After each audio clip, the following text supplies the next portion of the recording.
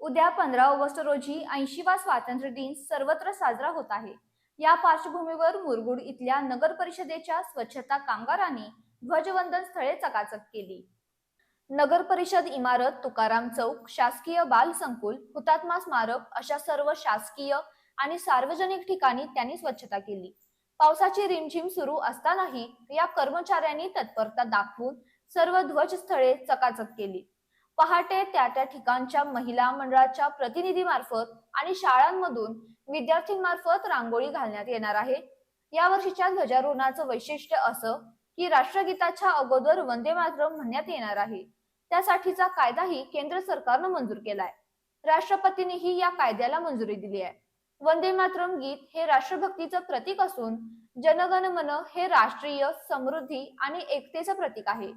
तिरंगा ध्वजातील 3 रंग त्याग, शांती आणि समृद्धीची प्रतीक मानली जातात.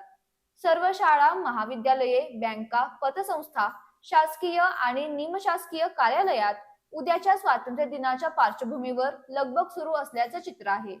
शहरवासियांनी आपापल्या घराच्या दर्शनी भागात तिरंगा फडकवावा आणि सायंकाळी उतरवून घडी करून सुरक्षित ठिकाणी ठेवावा असं आवाहन नगर परिषदेमार्फत करण्यात आलंय. एकंदरीत 80व्या स्वातंत्र्य दिनाचं ध्वजारोहण सर्वत्र उत्साहात होणार यात शंका नाही.